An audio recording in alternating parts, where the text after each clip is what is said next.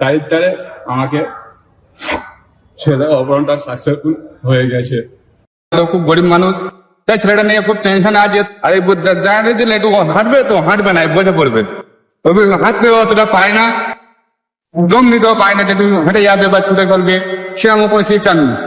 সর্বভারতীয় তৃণমূল কংগ্রেসের সাধারণ সম্পাদক তথা সাংসদ অভিষেক বন্দ্যোপাধ্যায়ের উদ্যোগে শুরু হওয়া সেবাশ্রয় শিবিরের সহায়তায় 9 বছরের আলতাফ হোসেন ঘরামির জীবন রক্ষায় ওপেন হার্ট সার্জারি সফলভাবে সম্পন্ন হল।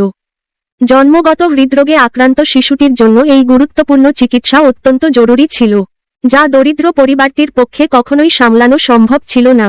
আলতাফের বাবা তাকে সেবাশ্রয়ের একটি শিবিরে নিয়ে আসেন, যেখানে রুটিন পরীক্ষা নিরীক্ষার মাধ্যমে তার রোগের বর্তমান অবস্থা ধরা পড়ে। শিশুটিকে তৎক্ষণাৎ ডায়মন্ড হারবারের এসডিও গ্রাউন্ডে অবস্থিত মডেল ক্যাম্পে পাঠানো হয়, যেখানে আরও পরীক্ষা নিরীক্ষার মাধ্যমে নিশ্চিত হয় যে তার একটি গুরুতর হৃদরোগজনিত সমস্যা রয়েছে এবং তাৎক্ষণিক অস্ত্রোপচার প্রয়োজন। 18 জানুয়ারি 2025 তারিখে Jagannath Gupta institute of medical science and হাসপাতালে 20-25 জন বিশেষজ্ঞ, যার মধ্যে সার্জন, পারফিউশনিস্ট, অ্যানাস্থেটিস্ট, নার্স ও টেকনিশিয়ানরা ছিলেন। তারা 4 ঘন্টার জটিল অস্ত্রোপচার করেন। তাদের অভিজ্ঞতা ও সেবাশ্রয়ের সময়োচিত হস্তক্ষেপের কারণে আলতাফ এখন বিপদমুক্ত এবং সুস্থতার পথে।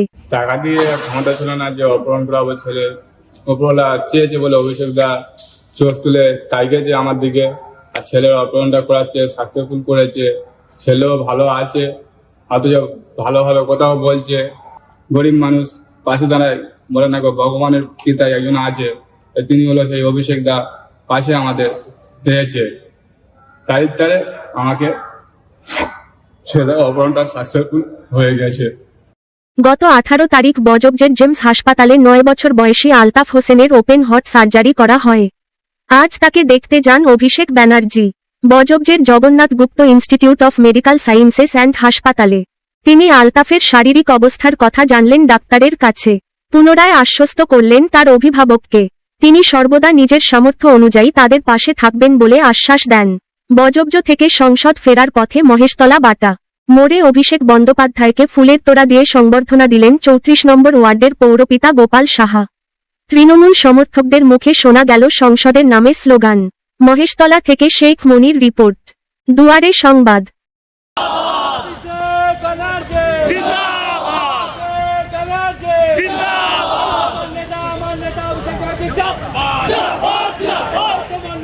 জনি জনি জনি কাটছে।